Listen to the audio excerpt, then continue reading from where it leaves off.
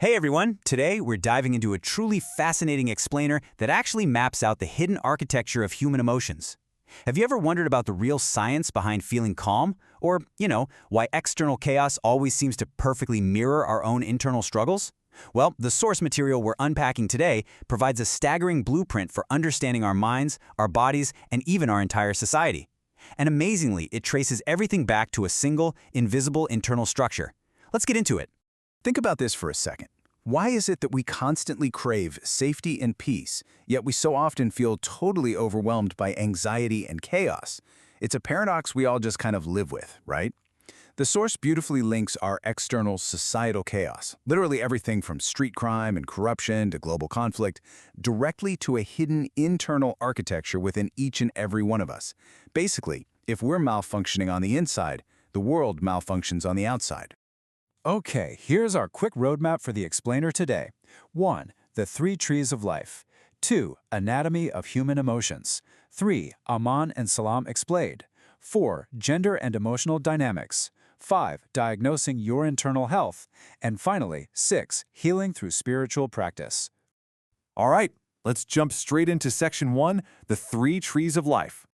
So, the source views human existence through this amazing fractal branching structure, known scripturally as the throne or arch. According to this blueprint, literally everything follows a delicate tree-like structure.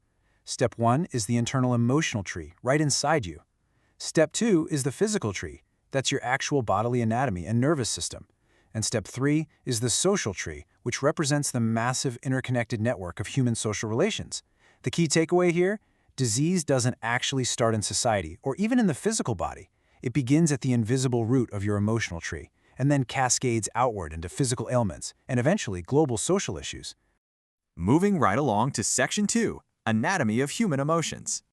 Now this is where it gets really cinematic. The source frames our emotional center not just as some abstract psychological concept, but as a literal, invisible organ. Imagine a delicate, translucent tree of light, roughly the size of your hand. It sits right in the center of your body. Its upper branches reach up in your chest near your heart, and its roots extend downward toward your abdomen. It acts as the ultimate sensor. You know when you get scared and feel that sudden pit in your stomach, or when you feel intense joy expanding in your chest? Yeah, that is this exact translucent tree reacting in real time. And it gets even more specific. Roughly 60 to 70 delicate branches make up this glowing internal tree. The source draws a direct, really fascinating correlation here between human biology and the scriptural concept that faith has over 60 branches. Every single branch acts as a highly sensitive receptor. This means there are around 60 emotions regulating the human soul, processing everything from love and joy to jealousy and regret. It's constantly reacting to both the visible world around us and the unseen world beyond. Which brings us to section 3, Amin and Islam explained. So, all those 60-plus branches? They ultimately trace back to 2 primary mechanisms, 2 central nerves that anchor this entire emotional architecture and, frankly, dictate our mental health. The first is Amin, which translates to security. Amin is the mechanism that secures the human mind. It's linked to the unseen, the unknown future, and this deep internal desire for stillness.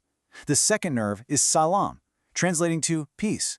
Salam is totally linked to the tangible, visible world, our social interactions, and continuous harmonious flow. To put it simply, Amin handles your relationship with the unknown, while Salam handles your relationship with the flowing present. It's brilliant because every single aspect of human psychology neatly splits into these 2 ultimate pillars. Let's break it down. For Iman, its realm is the unseen, anchored by Iman, or internal faith. Materially, it manifests as a need for ownership, having something solid that secures your future. And its spiritual cure, shukr, or gratitude. On the flip side, we have Salam. Its realm is the seen world, anchored by outward peaceful action, or Islam. Its material need is abundance and flow, and its spiritual cure is istighfar, or forgiveness. Honestly, you can trace almost every human desire right back to these 2 columns. Let's dive into section 4, gender and emotional dynamics.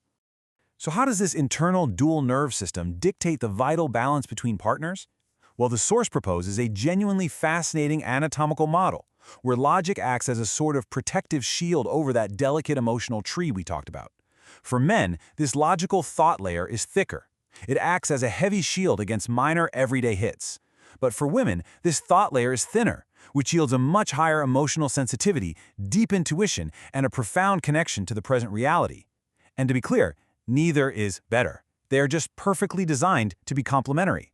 And this brilliantly illustrates how relationships function at their core. Because women are so highly attuned to the present reality, the realm of salam, they naturally seek aman, or security regarding the unseen future, from their partner. Therefore, a man's core role is to provide that aman. Conversely, a man naturally feels secure in the unseen, but he's constantly battling the friction of the outside world. So when he comes home, he seeks salam. A woman's core role is to provide salam, peace, acceptance, and a harmonious flow. Recognizing these highly specific, complementary needs forms the absolute rock-solid foundation for securing marital peace. Section 5. Diagnosing your internal health. Okay, let's make this practical. How are your nerves doing right now? Ask yourself which of your internal nerves might be inflamed. If you find yourself hoarding wealth, obsessively buying property, or feeling this intense, paralyzing fear of the unknown future, well, the source says your Amin nerve is damaged. On the other hand, if you're constantly getting into conflicts, feeling like your life's momentum is completely blocked, or even suffering from stress-related stomach issues, that means your salam nerve is inflamed. And here is the real kicker. Social diseases are absolutely not external problems. A thief, for example, isn't just someone making a bad economic choice.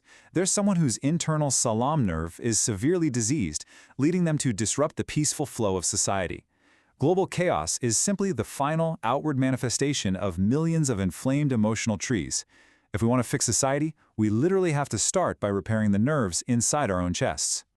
Finally, Section 6, Healing through Spiritual Practice.